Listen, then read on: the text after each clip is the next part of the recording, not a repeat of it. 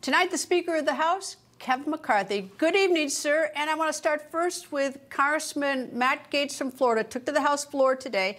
He said that you have some sort of side deal or secret deal with President Biden over Ukraine funding. Is that at all? Is that true? No, that's not true at all. There is no side deal with President Biden. I haven't spoken to President Biden in months from that, so I'm not quite sure what Matt speaks of. Right. In terms of the continuing resolution, just to get this straight, is that basically nothing changes. There's no increased spending. There's no cost cut. There's just nothing. It's on hold till November 17th while the House works this out. Is that right? Yeah, that's right. And you got to understand, why did we do that? Every year, the House and the Senate is supposed to pass 12 appropriation bills. Unfortunately, the Senate has not passed one. We have passed 74% of all the discretionary spending we're supposed to pass. So if you shut down, you don't pay the troops, you don't pay the border agents. What it does is it allows you to continue to do your job. Now, this is not what I wanted to do. I had on the floor the day before a continuing resolution that had border security, secure the border, and actually cut spending by 8%. But unfortunately, I didn't get 218 votes for it. Matt Gaetz voted against that. So I had no other option than shut down the government and not pay the troops or continue to work, and that's exactly what we're doing. I called all the House back in, and we're continuing passing 2 more appropriation bills this week as we continue to work to finish America's job. And what's going on between you and Congressman Matt Gaetz? I mean, is it an ideological thing? You just have different ideas on how the government should be funded or not funded or policies, or is there something personal going on? No, I believe it's personal. It's something Matt's been concerned about. Remember, he never supported me for Speaker. It's not conservative because he voted against the conservative continuing resolution. Look, I'm a conservative that believes we should show how we can get things done in a conservative manner. If my continuing resolution had passed that the majority of the conference voted for, we would have secured our border, we would have cut spending, and we'd be in a stronger position.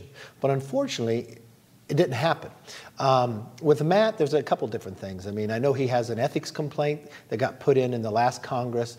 I can't get involved in ethics complaints. I know that's made him upset. He said text other members about that, trying to blame me. I have nothing to do with it. I just think we should focus on the job we're supposed to be. Making a motion to vacate doesn't help us in the process. It turns the House over to the Democrats. The only way that could win if all the Democrats voted for it and a handful of Republicans. I don't think that's right. I think we should follow what the majority of Republicans want to do, and let's get our work and get it done. You know, one of the issues that obviously is, divided even within your own party is this whole issue of funding for Ukraine. And I'm trying to figure out is that, obviously we got a situation where it's expensive. On the other hand, we have a growing debt. But then I go back to thinking that if we don't do some sort of funding for Ukraine, what message does that send President Putin of Russia, Kim Jong-un of North Korea, President Xi of China? I mean, it's a much deeper problem than just money. Is there any sort of discussion about that within the House? There's a lot of discussion about that, and part of the concern is, what is the mission? What is the direction to make sure we win, and where is the accountability? It's not like we should send money to Ukraine. We can send weapons to Ukraine to let them defend themselves, but it is a question you have to think of long term. What message would that send to China when it comes to Taiwan? What are these other messages? But the one thing I would tell you, there's no Americans dying in Ukraine, but there are Americans dying on our southern border. There are Americans dying across our country because of what's happening on that southern border, and we need to prioritize our southern border. And that's exactly what I believe we should do, and that's what I've told the president. Well, the president said on Saturday, and this I think is sort of some of the confusion, that he fully expects the Speaker, that of course would be you, will keep your commitment to the people of Ukraine. Do you have any idea what that means? I think he meant there'd be a supplemental spending bill. Oh. Well, what he means is I have supported the arming Ukraine, and I will keep that, continue to arm Ukraine. I'm not changing that position because I believe it's important. We had spent trillions of dollars trying to fight the Soviet Union and Russia. They are losing in this battle. You need to stand up for where we are. And I don't I don't change that position at all, but I do believe the southern border matters, and we should be able to control our southern border as well. Yeah, the Congresswoman Presley, obviously she's a Democrat, not a Republican. She said the other day, and she was pushed a couple times about it, she said that the border is secure. And of course, we keep rolling video over and over and over across all the networks. You know, the border isn't secure. So, I mean, tell me, what is the resistance within the Democratic Party? Because I know you must talk to their leaders to doing something about that border. They even have a Democratic mayor of New York who's all upset about it. But so, what's the problem? Well, I think they just don't admit how they screwed up so poorly. I mean, more than 250,000 people just in the last month. It's the worst it's ever been. The equivalent of an airliner is crashing every day in America by the number of people who are dying from fentanyl. We've got our border agents being beat up. We got people coming from 160 different countries. We caught more people on the terrorist watch list coming across our border in February than we caught the entire time during the Trump administration. But this is what's really, it's not just Republicans saying this. The governor of the state of Massachusetts has declared a state of emergency. The governor of New York tells people to go somewhere else. The mayor of New York said it's destroying one of the most beautiful cities in America, the New York City. And we've watched time and again where the border is now the #1 issue of every city in America. Every city's become a border city. And we can solve this problem. First, finish the wall. The parts that weren't finished, we've got the material there, but they won't let it go up. Have the Remain in Mexico policy, the Title 42, and change the asylum to actually work for the right ways. And then you got to end the fentanyl from coming across. Those 5 things will secure our border, make our country stronger, and actually save these cities and American lives. I think, though, that one of the first step, which you didn't mention, is you have to admit there's a problem.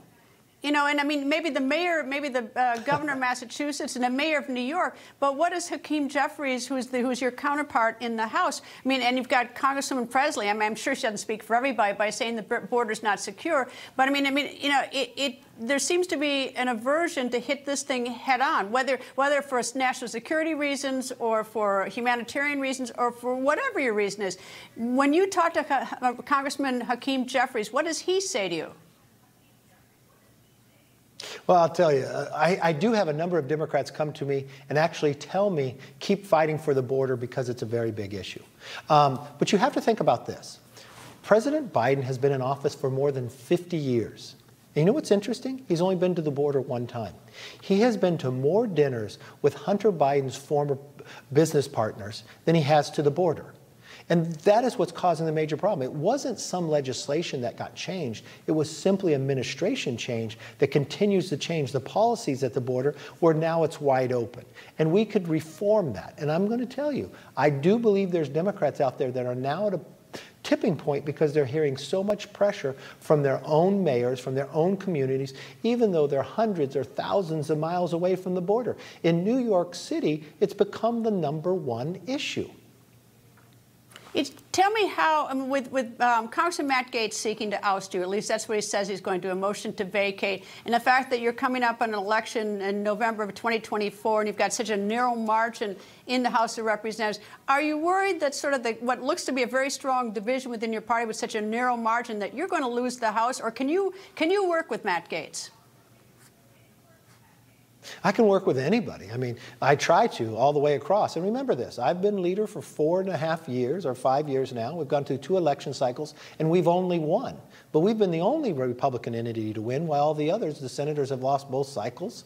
And we're able to continue to build on that majority. Remember this, we even won 5 new seats in California and 5 more in New York. We're winning across this country, from Arizona, from Oregon, and others. We're expanding the party in different places. That's why I like to be the person that can unite within this party. Take those conservative positions, show you can govern, and show you can make the streets safe.